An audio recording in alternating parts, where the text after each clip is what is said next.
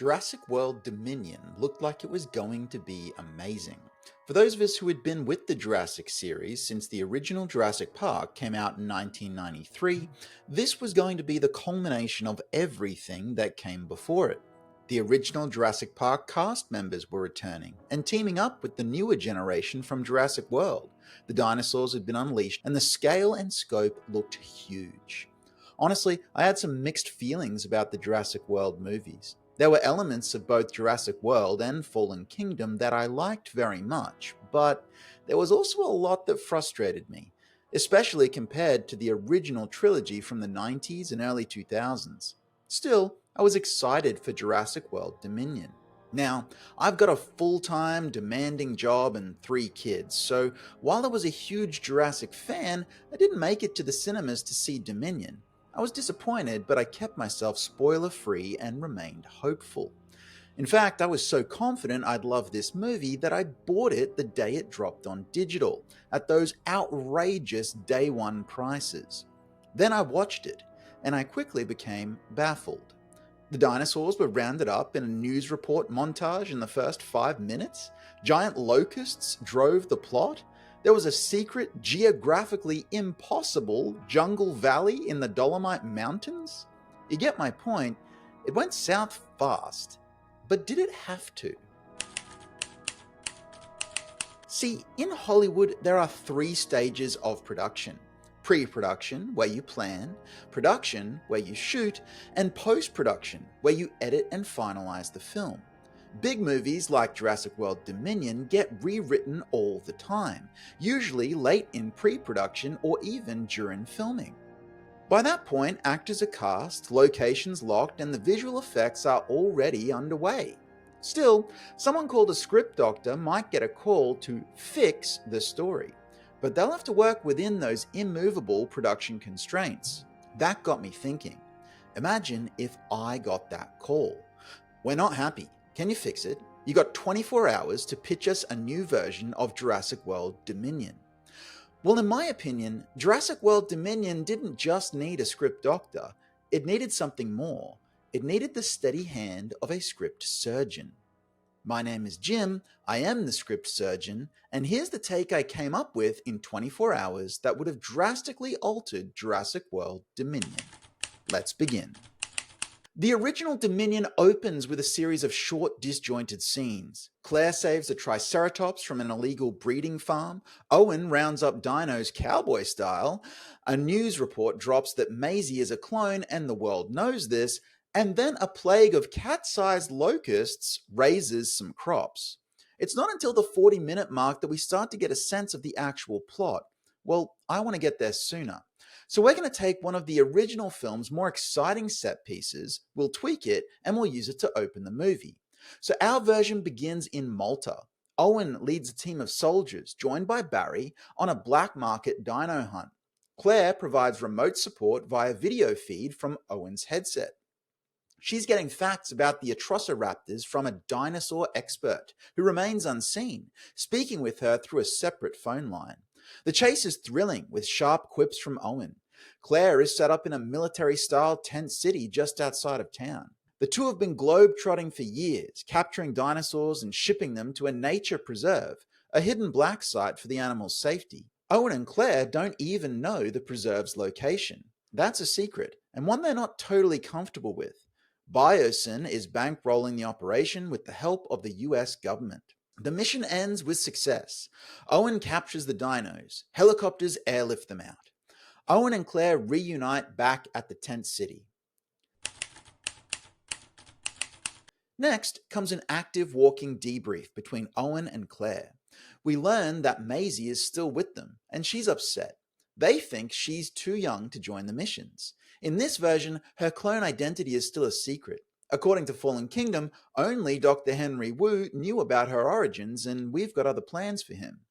Claire wants Maisie to have a real life, but Owen argues that she's already got one. She's a globe-trotting dinosaur hunter. They banter about Claire's mysterious dinosaur guy, whose remote expertise always helps them with every roundup.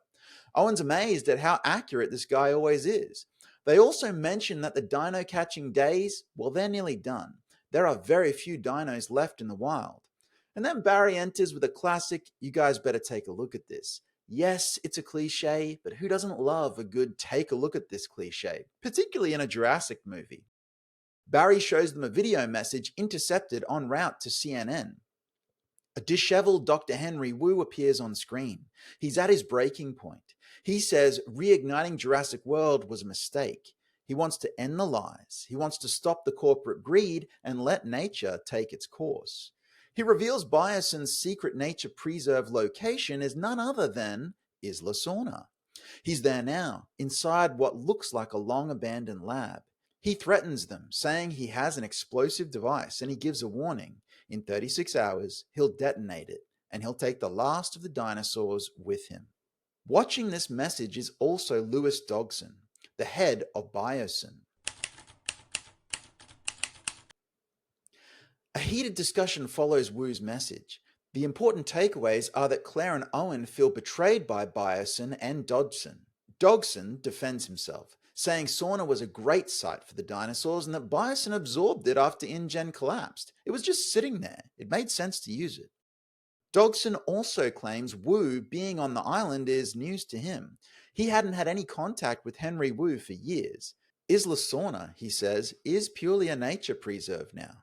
Claire and Owen want to go and stop Wu, arguing that they know him personally and might be able to talk him down.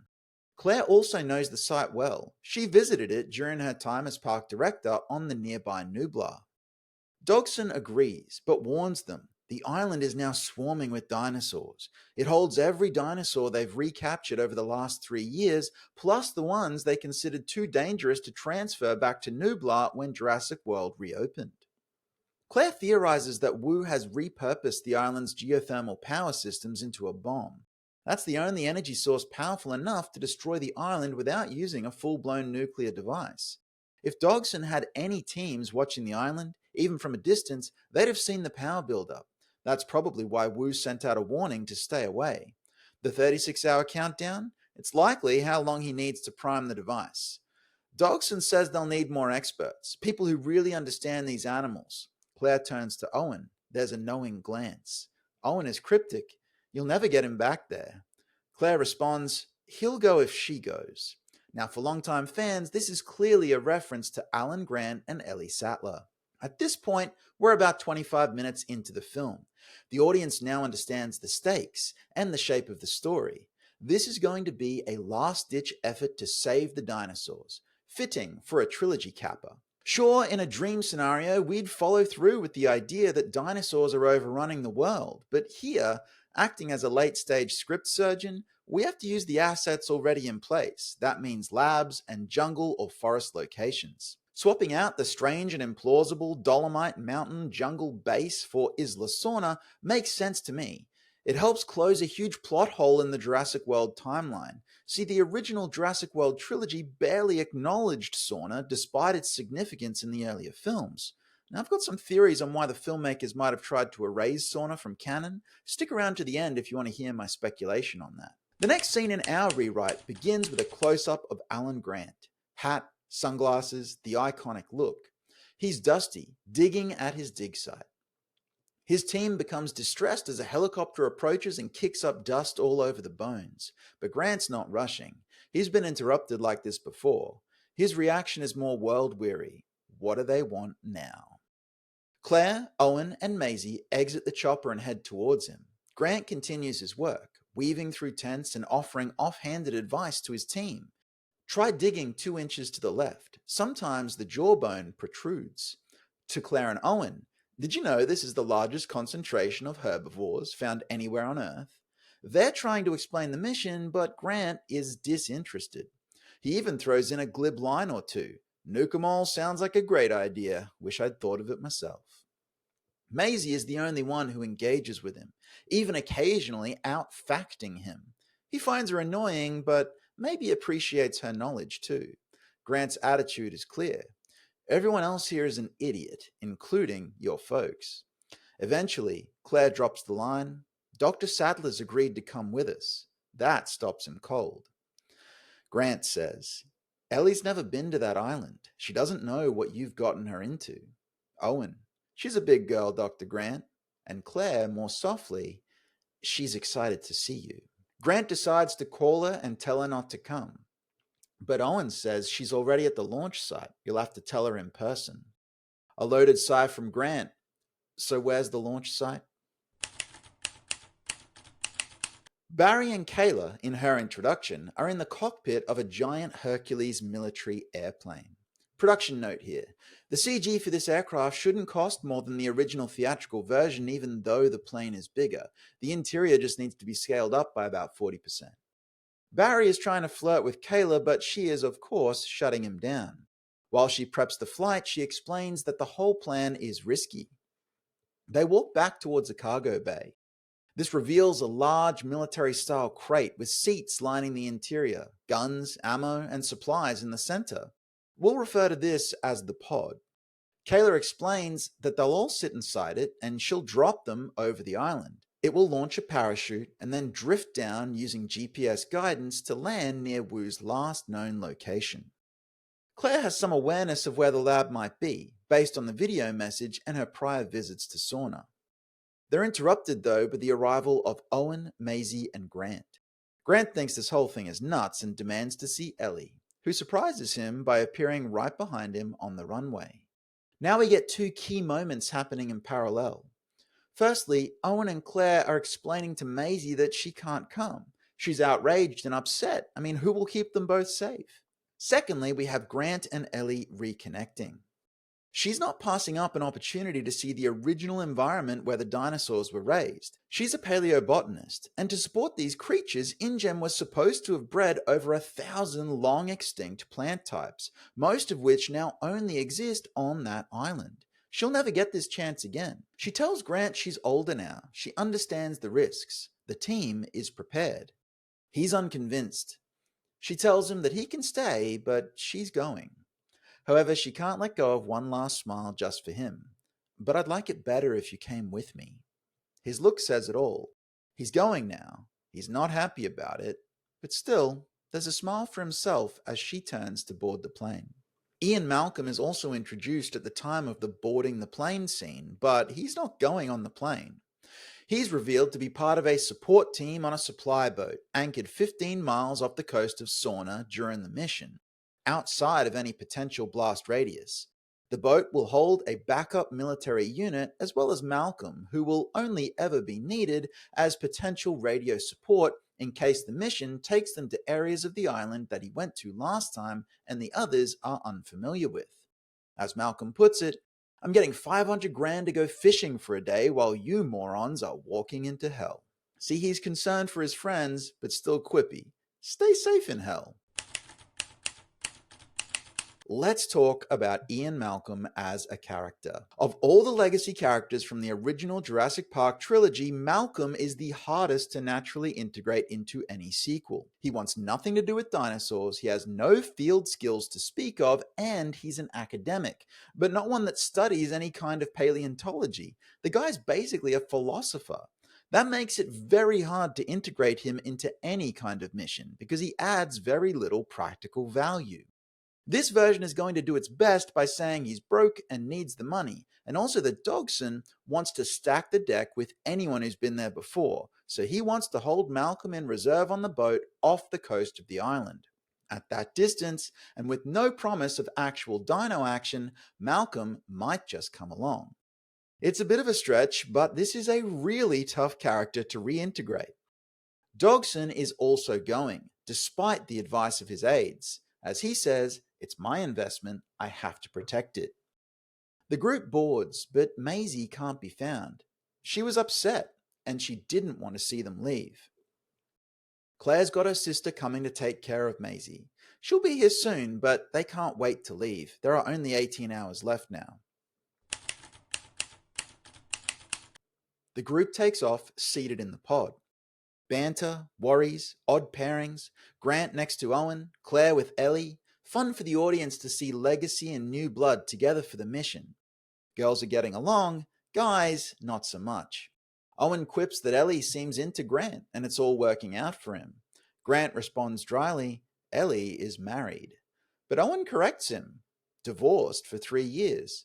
That's news to Grant.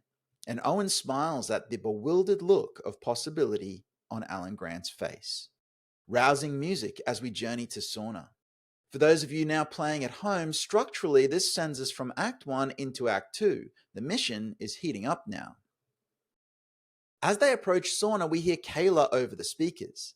We're at 10,000 feet above the island approaching the drop zone. This should be high enough to avoid Pteranodon attacks. Grant perks up. Wait, Pteranodon or Quetzalcoatlus? Everyone else isn't sure. Grant explains that Quetzalcoatlus has a ceiling height of much higher than 10,000 feet and is fiercely territorial, so if it's Pteranodon's no problem, but if it's not, slay him. The aircraft is rocked by a Quetzalcoatlus. A big sequence begins. Multiple Quetzalcoatlus attack the plane, trying to tear out the pod. Kayla tries to control the aircraft. The pod is damaged and broken open at one point, leading to depressurization. Owen fires at the Quetzalcoatlus as they try and breach the interior. He reseals the door and hits the emergency deployment parachute. They plummet towards Earth.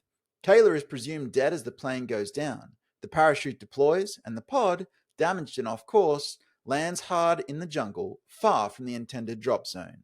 And I thankfully will not have to say Quetzalcoatlus again and butcher that pronunciation. Now we have a small regroup on the ground.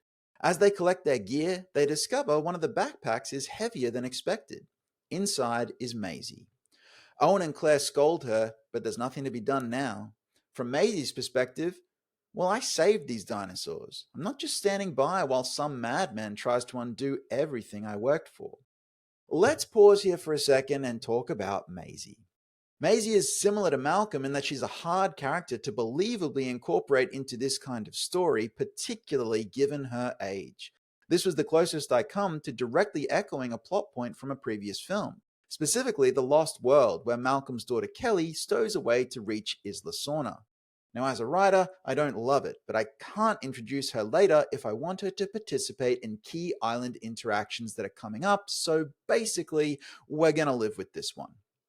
And because Maisie and Kelly are so different character-wise, we might just get away with the similarity.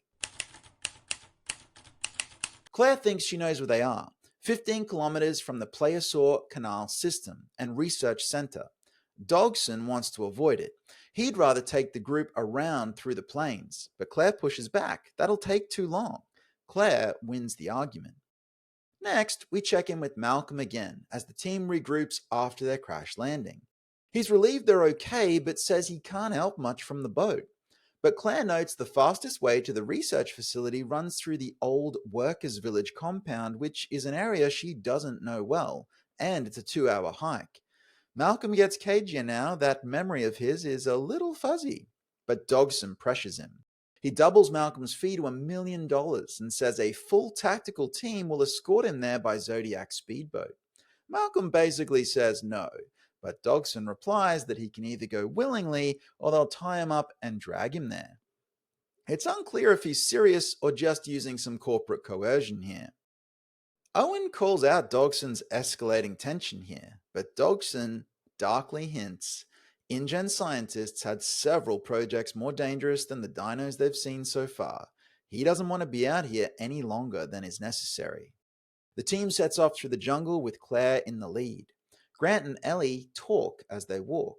She mentions her failed marriage and that her kids are grown. She's okay, but she could be better. Grant admits it was fear that kept him from having kids, and now it's too late. At that moment, Maisie interrupts. Hey, Grandpa, you didn't want to drop that Quetzalcoatlus knowledge earlier? Darn it, I had to say it one more time. She says she was in the bag waiting for someone to wise up to the ceiling height of that particular flying animal. I'm not saying it again. He shoots back that he wasn't even supposed to be here, and if no one tells him the plan properly, how is he supposed to help? A little chatter from the girl in the bag is as much to blame as he is. Maisie's surprised by this. She says grown-ups don't usually talk to her like that, to which he responds, well, I'm from a different generation, kid. She pushes past him, but she's clearly amused, and Ellie smiles. You know, they say grandparents have more fun than parents anyway. All the great moments and none of the responsibility. Grant thinks that kid needs more than a grandparent, but Ellie's not so sure. Then we return to Malcolm, who is now en route in the Zodiac speedboat. He's bundled up in tactical fatigues, without a weapon, and looking completely out of place among the military troops. Here, I'm adding a brand new sequence, but it's the only fully new element in this rewrite, and it should be scheduled for the end of production to allow time for planning. It's a Mosasaurus attack on Malcolm's boat. A thrilling sequence follows. The giant aquatic dinosaur ambushes the small vessel as they try to reach the shore. Malcolm's security team is overwhelmed, and only Malcolm and two guards survive, staggering onto the beach. This will give us a big Jurassic moment, something we haven't really seen before, a full-scale open-water Mosasaurus attack. The others are going to reach the border of the workers' village compound. It's twilight, and Malcolm meets them there. He explains the layout of the buildings and warns that last time this was Velociraptor territory. Everyone's on edge. They proceed cautiously. Grant looks for signs of dinosaur life. He finds no recent major raptor activity, just very old traces. He theorizes that the pack has moved to new territory, which is rare unless a new alpha took over. That's plausible given the time that's passed since Malcolm's last visit. At this, Claire and Owen exchange a glance, but they say nothing. With darkness falling, they decide it's safe enough to rest. Malcolm guides them to a defensible position at the top of the workers' village. There's no roof or complete walls, just ruins at treetop height. They can light a fire, eat, and rest before continuing. The campfire allows Owen and Grant to talk over a sleeping Maisie. Owen reveals Maisie's secret to Grant, and Grant is surprised and shocked. Poor kid. Owen isn't sure he's ready to settle down after all this for his part, but he does think it'd be good for Maisie. Grant asks, why isn't he ready? Owen says he's afraid he won't be any good at being relied upon in a domestic setting. Grant sympathizes. He tells Owen he should try because sometimes there isn't a second chance. If you don't try it, you still lose anyway. It's obvious Grant is also talking about Ellie here. Meanwhile, Ellie is examining plant samples that she gathered earlier. She studies them by firelight while Claire and Malcolm chat. Malcolm is trying to flirt with both women, humorously but with zero success. They team up to shoot him down. He retreats with his usual charm. Claire's worried about reaching the research facility in time. From this vantage point, she can see it's only about an hour's walk away, but she and Malcolm don't know the terrain between here and there. Ellie notices something strange about one of her specimens at this point in time. It's a branch with huge gouges in it. She takes it to Grant to have a look. He says it looks like a large predator was sharpening its talons for a hunt. He asks where she found it, and she points to a tree covered in the same marks. He wonders how high up the marks were, and she says, all the way up. At that moment, the group turns. A T-Rex head emerges from the tree line. It's right there. From Malcolm, I wonder if they remember me. Owen, let's not stick around to find out. The Rex roars and all hell breaks loose. A big chase through the jungle begins. Two T-Rexes, one of them a slightly younger bull, join in the pursuit. Fans will recognize this as the possible family unit from the Lost World. The group races to the research center. Claire scrambles to enter her old administrator codes, and then the doors slam shut behind them, just in front of the Rexes. They're safe for now. Though the approach was frenzied and at night, the group arrives safely. The huge doors slam shut behind them. Claire is surprised the power still works. She believes Wu sent his broadcast from a lab adjoining this facility, one that's accessible by a lenticular elevator at the back of the building leading up the mountain. But the team quickly realizes this is not a long-abandoned building. It shows signs of recent activity. Something happened here. They find a vast facility with active dinosaur research stations and some borderline tortured animals. But it's empty of human life.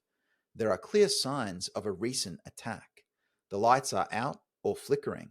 Whatever happened, it happened recently. Maisie and Ellie go to free a chained, experimented upon Triceratops. Meanwhile, Claire and Grant confront Dogson, demanding answers. Barry and Owen begin methodically clearing the rest of the facility, guns up. Dogson explains that Bison still owns the dinosaurs as intellectual property, and research has to continue. It's what funds the preserve. Maisie and Ellie aren't buying it. The trapped Triceratops wasn't being protected here. Dogson admits Wu was officially leading this facility. He faked his surprise earlier. He totally knew Wu was on the island. And Grant is blunt. It doesn't matter now because we all came anyway and we're sorting it out for you, right? Dogson shrugs. The group has no choice to continue, but the mood has soured. All this time, Owen and Barry have been clearing rooms, the tension rising. The rest of the group follows, with Claire guiding them towards the elevator. They've hit a problem, though. A flooded floor stands between them and the lab. The plesiosaur pens have ruptured and spilled water throughout the building. Grant sees claw marks on the walls and droppings. They've also found the raptor's new den. There are ripples in the water and a clicking sound behind them. A sudden dual attack. Plesiosaurs in the water, raptors at their back. The raptors are herding them towards the plesiosaurs, using the group's size against them. Grant realizes it first, just as Barry fires into the water, but he's pulled under by a plesiosaur, and Barry is dead. The calm shatters, chaos breaks out. A large, disorienting sequence unfolds. Plesiosaurs attack from the water, raptors close in on land, the dinosaurs even clash with each other, raptor versus plesiosaur in a flooded, flickering lights lab environment. Eventually, the raptors corner the group by the plesiosaur pool, and recognition hits Owen. The lead raptor is Blue. He pulls out his clicker and tries to re-establish dominance. Blue hesitates. She's been wild a long time now. And suddenly, the plesiosaurs attack. Blue turns and commands her pack to attack the plesiosaurs instead. While the chaos unfolds, the others make a run for the elevator. Owen pauses, he looks at Blue, then tosses the clicker back through the closing door. It's a clear message. She's wild now. Their bond is over. The team exits the elevator and arrives at Wu's lair. It's built into the side of the mountain, and dawn is breaking throughout this sequence. Wu, wary that someone might come and stop him, is stationed high up in the rafters and holding a remote trigger for the bomb. The device itself, Claire recognizes it as a repurposed geothermal power reactor, once used to power the island. Fans will remember this was referenced in The Lost World all those years ago. They might be able to shut it down without the trigger if they can find the emergency operations manual somewhere in the room. The girls search for the kit, the boys attempt to get the trigger from Wu. Dogson is panicking in the middle. Wu's gotten quieter though, he's more menacing now. He starts talking about his genius, not just in genetics, but behavior. He says he has one last ace, a predator too dangerous for the parks, but he bred it anyway. And now it's completely under his control. Enter the Titanoboa. A colossal snake-like predator emerges and attacks. Grant and Owen fight it off, Owen with military tactics, Grant using behavioral insight. Malcolm goes for Wu to get the trigger. In the chaos, Dogson is killed by the Titanoboa. Malcolm wrestles Wu for the trigger. It slips, smashes on the ground. Useless now, the bomb will go off in minutes. Meanwhile, Ellie, Maisie, and Claire find the codebook and rush to the terminal. Grant stands near a large window. The Titanoboa lunges at him, and Grant steps aside at the last moment. The creature crashes through the window and falls from the mountain, but it grabs Wu as it passes. They both fall to their deaths. Claire is about to enter the final code to stop the explosion, but Grant stops her. Is there not too much pain from these monsters? They should leave. Maybe let the island go up in flames. And then Maisie speaks. Am I a monster? That's the point. It doesn't matter how they came to be. They're here. They deserve life. And Grant softens. He sees the bond between them and realizes he hasn't missed his chance. He gives the go-ahead, and they deactivate the bomb. This moment resolves several threads. Maisie's identity matters, and Grant sees her as human. Yes, it mirrors her decision at the end of Fallen Kingdom, but here it resolves the third act. It also cements the surrogate grandparent relationship between Grant and Maisie. Now, a brief epilogue. The team waits for the rescue chopper at dawn on the mountaintop, and Grant approaches Ellie. He invites her to come out to the dig, or he could leave the dig and come out to wherever she is. She smiles. Checking out the dig would be great. Owen asks Claire if Utah would be a good place to settle down with Maisie. He jokes, we'd be close to this grumpy dinosaur expert who could use some lightening up. Malcolm, however, wonders if he can turn this whole experience into 2 or 3 books to really get the most out of it. And the rescue chopper appears on the horizon. Roll credits. Alright, let's break this down now. Where I cheated, where I didn't, and where I got stuck. The need to use existing locations and CG assets was the trickiest constraint. The forest and jungle settings from the original Dolomite Sanctuary were repurposed into the wilds of Isla Sorna. The Biosyn lab assets were reworked as the abandoned Plesiosaur research facility and Wu's mountaintop lair. We retained standard dinosaur models like the Mosasaurus, raptors, and the T-Rex. The Quetzalcoatlus attack was already a part of the original Dominion plan, so that's a clear reuse. The only major new sequence is the open ocean Mosasaurus attack. It uses existing CG models and the open sea, which is a cheap background location. The return to the ruined workers' village is a totally new location for our version of Dominion, but given how many locations from the original we dropped, that should be a fair trade.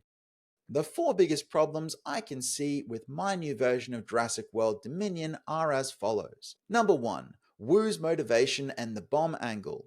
It's hard to make this organic, but given the constraints, we had few alternatives. The Titanoboa could also be called the Titano Ex Machina because it does come out of nowhere in the finale. This is a tricky one though. We can't feature the Titanoboa too much as it is a completely new CG character model, and also putting it in the dark lab of the finale makes sense where it will be easier to reintegrate into its surroundings believably. A giant prehistoric snake will also be the most scary in a more confined environment, so the large dark lab setting has a lot going for it in terms of places for the creature to hide. Still, while surprise is great, it's always a bit rough dropping a major antagonist in the finale without much foreshadowing. To be fair, I did drop some hints earlier though that at least Dogson knew about it, but let's move on to problem number 2. Reintegrating Malcolm and Maisie. Their entrances are a stretch, but both of them are also hidden under spectacle, the crash of the pod and the Mosasaurus attack. So we're hiding it in a way that should work here. I think we get a pass on this one. Problem number 3. Barry and especially Kayla are minimized. This is not a reflection on the actors, just a result of prioritizing legacy and new trilogy integration. The original Dominion didn't unite the characters until the very end of the movie. This version unites them much earlier, and that means there's less screen time for anyone who isn't one of those original 7 characters. Problem number 4. I also strongly suspect that the producers of the Jurassic World series simply did not like Isla Sorna as a location. It's barely referenced in the Jurassic World trilogy, so while I love the location, I'd have to keep that in mind with this rewrite. I could be pitching a location to them that they actively hate for reasons that escape me, and that pitch would not fly.